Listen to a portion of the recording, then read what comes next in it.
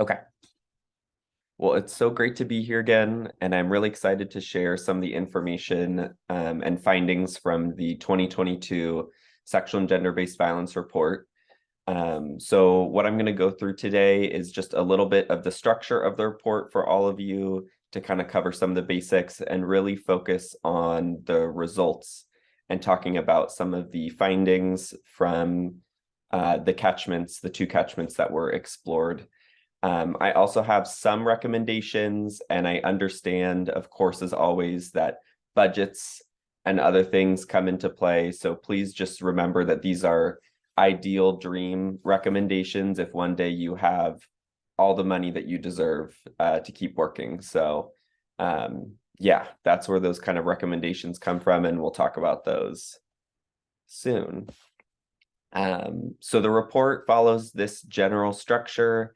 What I'm really going to go through today is 7, 8, 9, and 10, mostly focusing on what are the results, kind of discussing what those might mean for you all, some ideas in the future, and then something that I will touch upon is some definitions and some things I want to talk about language used in the survey, if you are able to do it again in the future. But yeah, this is the general layout of the report. The title page right there, and I will dive in. So of course, one of the main findings and kind of the first graph within the report discusses the proportion of mothers with children under the age of 2 who say that they've experienced sexual abuse in their lifetime. So as you can see between Matongo and Iranda, it's not too far off from each other. So about 1 in 4 women who were surveyed in Matongo indicated that they've experienced sexual abuse in their lifetime, versus about 1 in 3 women in Iranda have indicated the same. So those numbers aren't too far off from each other, but that does show either a higher proportion of experience within Iranda, or that women in Iranda are more comfortable sharing and disclosing that information in the survey. So just presenting opportunities for intervention, either more heightened in Iranda, more specific interventions there, programs there, because there is a greater need, but overall they are pretty similar numbers. Okay, and then talking about of the women in the 2 catchments who indicated that they have experienced sexual or gender-based violence during their lifetime, it was about even between Matongo and Iranda that early marriage is the most commonly experienced form. So for both, it's about 50%, so about half of women who experience SGBV experienced early marriage as a form.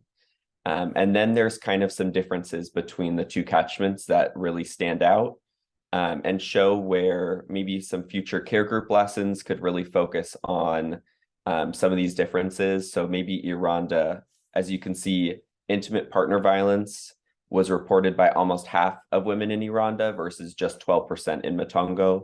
So what that might show is that Irandan women maybe could use more specific care group lessons or other community-based programs around IPV. It does show that rape was reported higher for women in Matongo, but it's really that IPV, half of women indicating in Iranda that they've experienced that in their lifetime is, a high number and shows a big difference between the 2 communities. And so, again, that just shows another way that there are opportunities for more specific education programs, specific interventions in Iranda versus Matongo. But overall, early marriage was the most cited form. So then the next piece of the report goes into support available and types of support needed.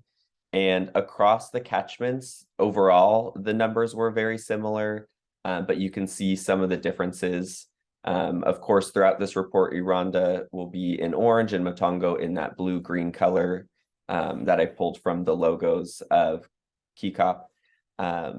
But in terms of SGB support available, The biggest difference that I want to point to is the health services, including PEP.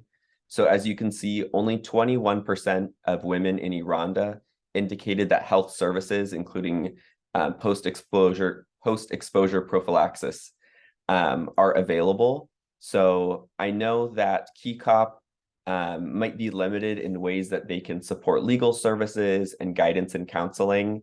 But because you work so closely with the health services and the local health facilities, I thought that this was one area to kind of point to in terms of in the future, if funding is available or if opportunities for training for nurses at the health facilities are available, that there is a need in Rwanda especially, but also Matongo, for more health services around SGBV support available to women. So only 1 in 5 women in Rwanda indicated that health services are available following, some sort of SGBV incident, and then about 1 in 3 in Matongo. So lower numbers. I know you work, again, like I said, closely with health services, so this could be an opportunity. I know legal services and guidance counseling, police response might be more outside of your area of expertise and area that you work. So I just really wanted to kind of point to those health services on the left side there. And then when we go to the types of support needed by victims of SGBV, so once again, it's pretty high, these top 3, but again, those health services is really where I think you all can make the most change based on your current programs. And so looking that about half of respondents in both Rwanda and Matongo, 50% in Rwanda, 48% in Matongo, indicated that health services are needed for victims of SGBV. So yes, that is just what I really wanted to highlight here based on your programs.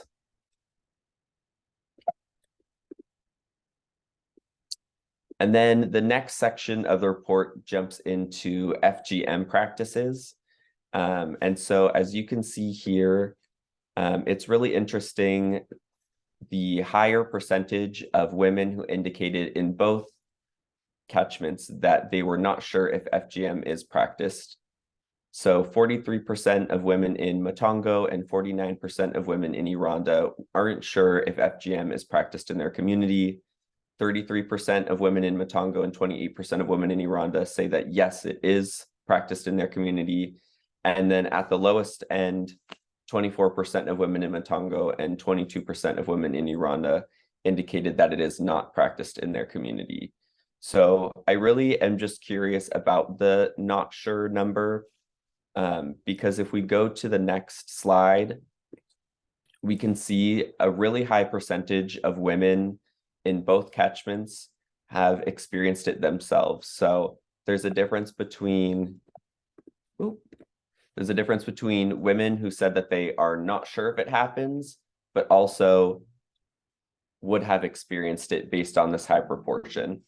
So this might indicate that some women might have been uncomfortable answering this question, something that we call recall bias. So maybe when they were answering the survey, they said they weren't sure, or maybe they're not sure if it's still practicing and still continued in younger generations. So this might be something that can be explored in another survey if you're able to do it again in the future, is asking about if they have practiced FGM with their daughters, to really see if that practice is still being continued, because a lot of people said they weren't sure, but also a lot of people reported that it's been done to them. So clearly, on some level, it is happening, but there is just kind of that difference that was interesting to pull out in the data.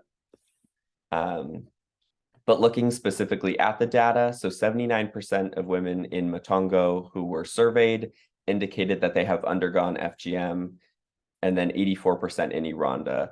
That 5% difference isn't a big difference between the two, but it does show slightly higher rates of practice in communities in Rwanda.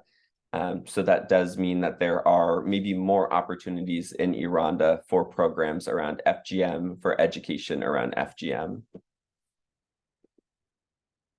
And this just kind of shows the numbers. So again, it's about, 16 and 20 women in Matongo versus about 17 and 20 women in Iranda. So not too big of a difference between the two, but a slight difference.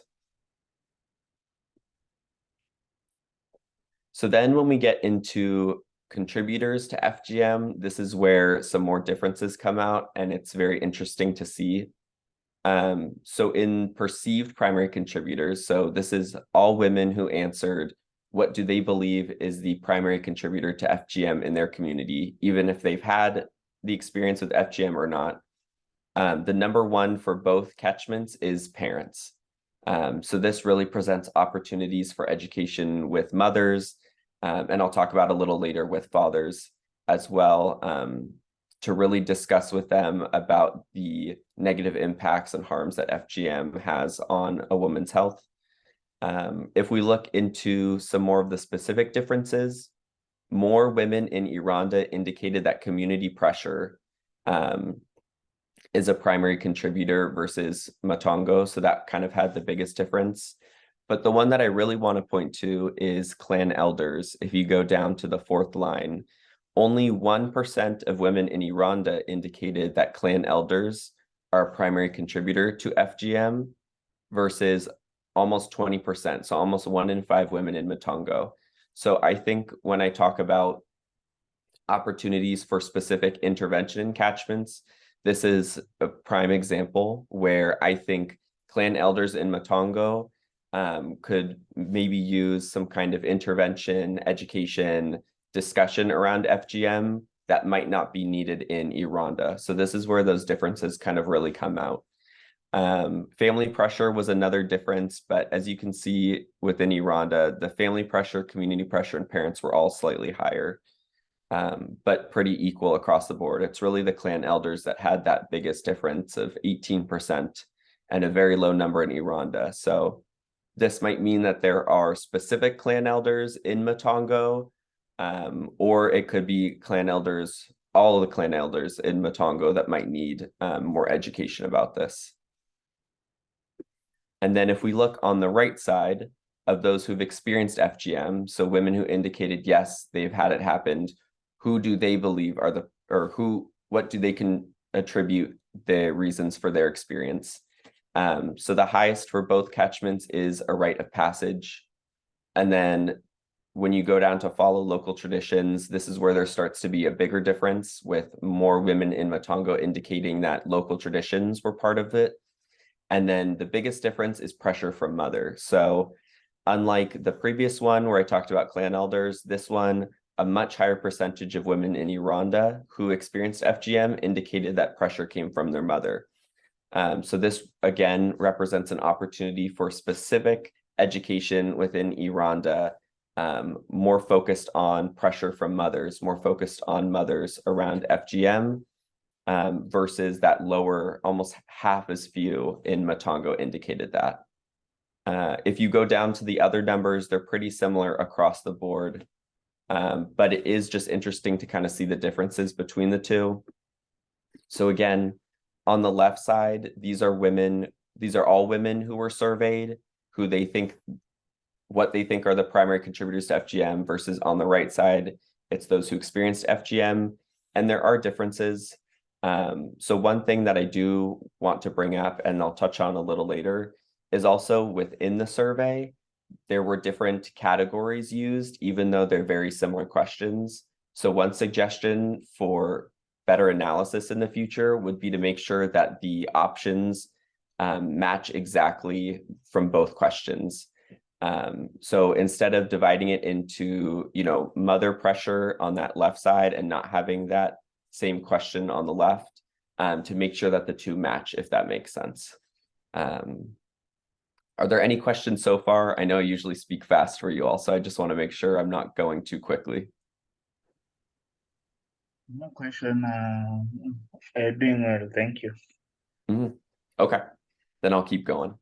But yes, so a recommendation for future surveys is to really make sure that all of the options within each question match the options in the next question exactly. So that way you can make a better comparison between the two. Because I could combine family pressure and pressure from mother and father, but it doesn't exactly capture the same answer because it could be pressure from siblings or aunties or other people in the family. Okay, and then the next question in the report discusses mothers who can name more than 2 negative effects of FGM.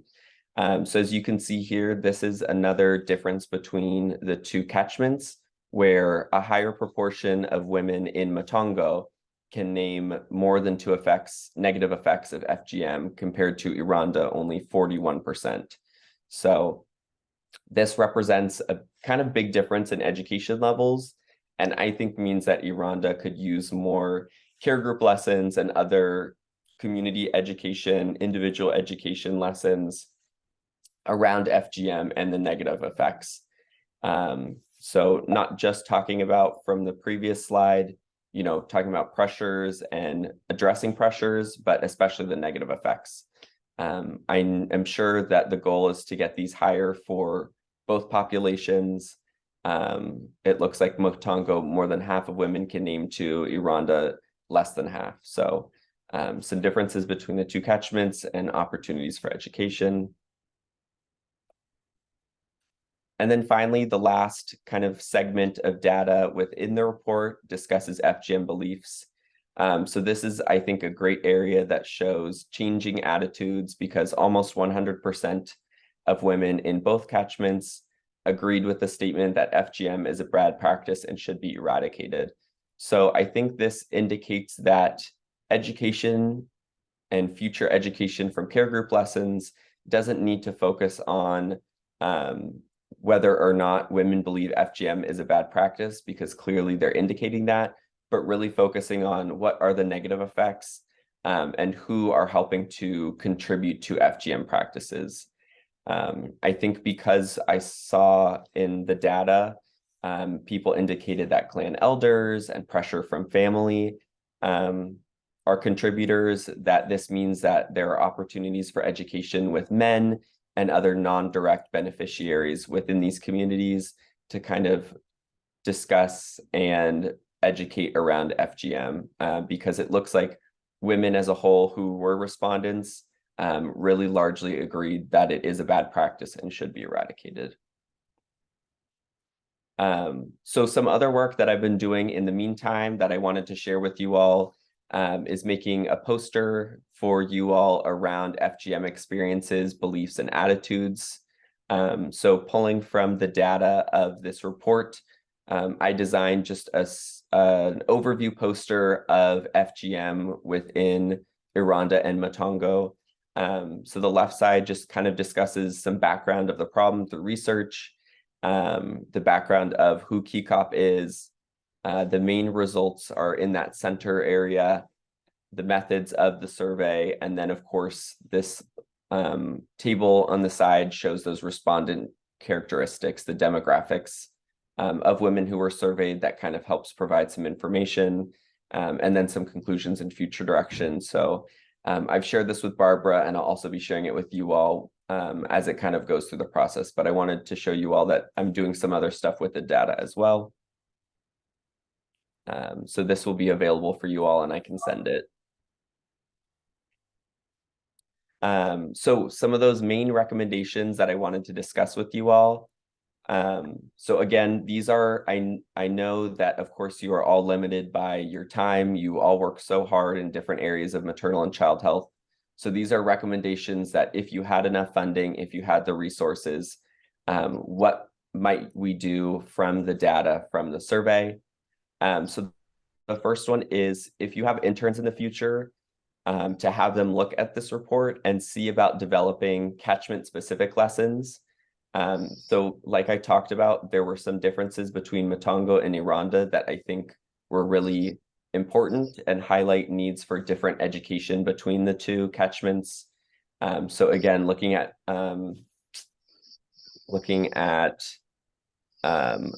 clan elders in Matongo, if you could do some kind of community lesson, if you could do some kind of community event with clan elders, Matongo specifically, clan elders would be a great area to educate and provide intervention around FGM, versus that wasn't as big of a need within Iranda. So Hopefully there might be some future interns who can kind of look at those specific points and make different peer group lessons, other education programs around the differences.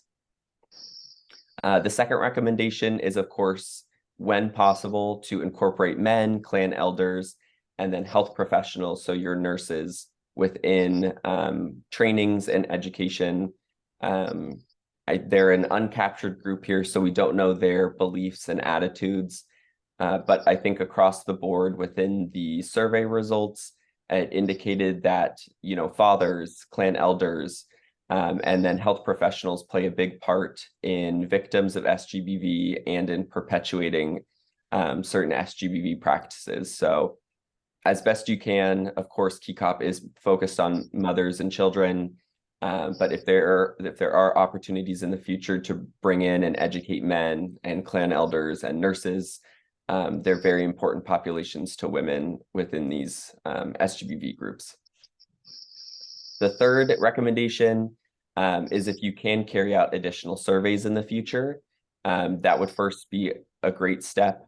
Also, if you can do a control group. So I know that the maternal and child health survey was focused in the 2 catchments and then also had Mosocho Market as a kind of control. It would be really interesting to see the differences between Iranda, Matongo, and Yagoto compared to a non-KIKOP intervention catchment, to see if maybe there are ways you don't even know that KIKOP is having an impact on SGBV and on FGM. So if that is possible to kind of expand it in the future, to add those questions to Mosocho Market or another control area, that would be amazing. And then another kind of point, if you are able to do a survey again in the future, just something to think about is what are ways that women can take the survey without having to give their results to somebody that they might not trust, because these are very sensitive topics. So maybe they don't feel comfortable sharing that they've experienced FGM or that they know that FGM is practiced in their community. So they might not give their full and honest answer. That can kind of happen sometimes and lead to response bias. So they might, you know, change their answer slightly because there's somebody else there. So just thinking about if there are opportunities for somebody to fill out this information anonymously so that nobody else kind of sees or hears what they're doing, it could help to increase the validity and increase the reliability of the data. I know this isn't always possible, and it's really great that the enumerators are there to kind of collect the data, but you never know if the enumerators are maybe influencing the data and maybe somebody isn't telling the whole truth about some of this information. And then finally, the last point is about standardizing the categories, definitions, and language. So kind of like I talked about, some of the answers for the different questions led to different results that made it difficult to kind of compare. So if it is possible, if you do conduct additional surveys in the future, is to make sure that the answer categories are really closely matched so you can kind of compare the data better. And then also, if there are ways to make definitions for each of the things, each of the like SGBV topics, so that way there's one standard way that you define and address and educate on a certain issue. So, you know, what does IPV mean? How does that differ from non-intimate partner violence? Just really having specific definitions. And that's where this comes in. So one thing that I did for the report is I made a glossary. So I put together some definitions based on my own research. Of course, it might differ from what you all use. And I did kind of touch upon that, but I think it would be great. You can pull from this, of course, or you can come up with your own definitions, but really it would be great for KIKOP to have specific definitions for each of the categories. So that way, when somebody is looking at the data in the future, they know exactly what the women are referring to when they talk about early marriage or when they talk about family planning, just for ease of data and for better educational programs in the future, having specific definitions for each thing could be very beneficial. And that is kind of a rough overview of the data and the report. I also wanted to touch upon where I am with the community satisfaction reports, or the community satisfaction report that I'm working on, and I wanted to kind of show you where that is. But in the meantime, Barbara, Kevin, Anne, are there any questions that I can answer? Anything I might have gone through too quickly? Was this helpful, or is there anything else I can kind of go through with you all? Hey, Nicolas. Nicholas.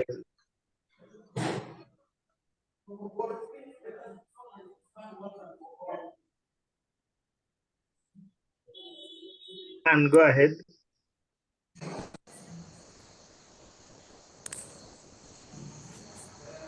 And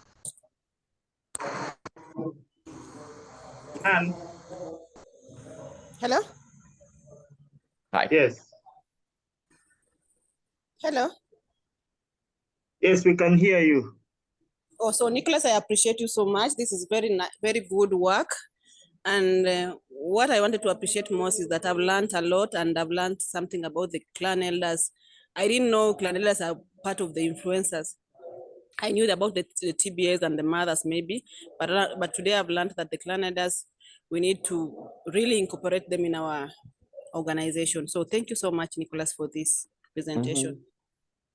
My pleasure. Yeah. Always happy to work with y'all. Thank you so much.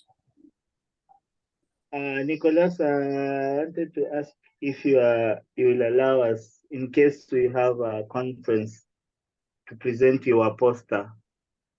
Absolutely. Yeah, that's why I made it. Okay, thank you. Yeah, definitely. So I will send it to you all. If you have any edits you would like me to make, I'll send you a PDF file and a file that's editable. But just let me know how I can make it more helpful to you all, because I want to make sure that it works for you in case you want to present in the future, or if you need it or to print it. So just let me know. Thank you. Yeah. Barbara, how about yourself? This was an excellent presentation, Nicholas. I feel like it really distilled out the main points in a very clear way. I don't have any questions at this point, but I did want to point out with the responding characteristics, if you want to, I don't know if you can zoom in on that page or not, since we have the poster up.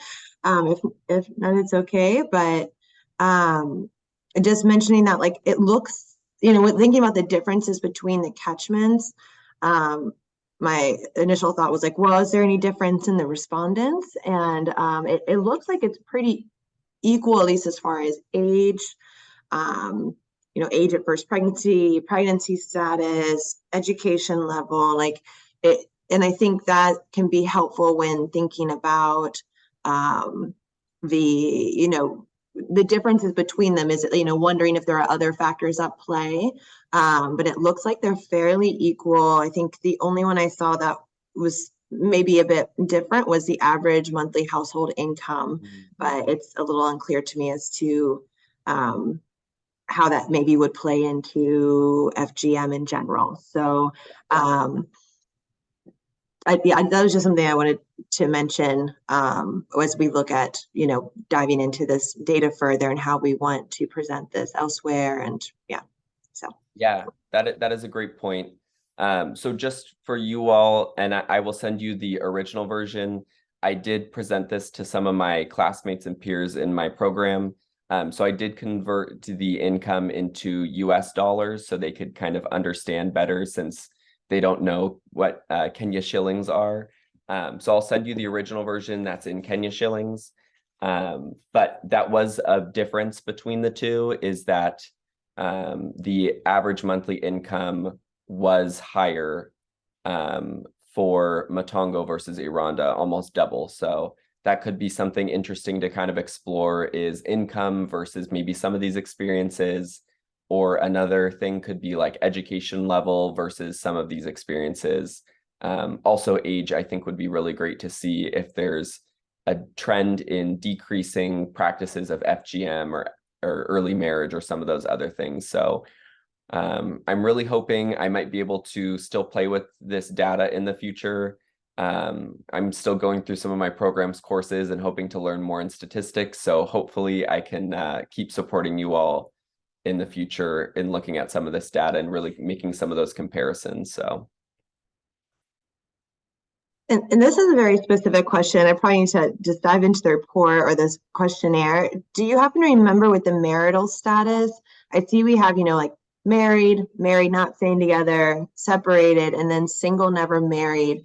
But I'm wondering if there was like a distinction between those who are single, never married, and staying together, or if single, never married, and not staying together, or if we just assumed with, and maybe Kevin and Ann, you guys have the answer to this, but if it was single and never married, did that assume that the partner, that husband, or well, not the male partner, was not staying with the mother?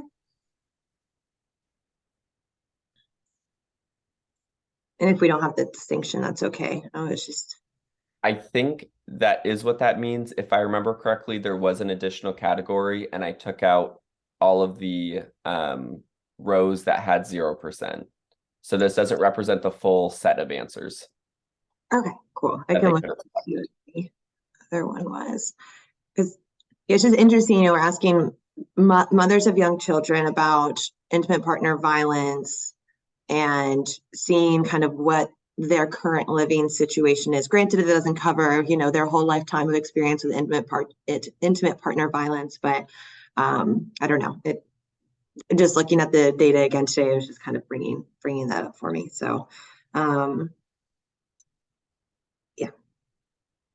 that's it. Okay, and then the last thing that I wanted to share with you all, I see I only have a few minutes left, so let me pull up, just show you the community satisfaction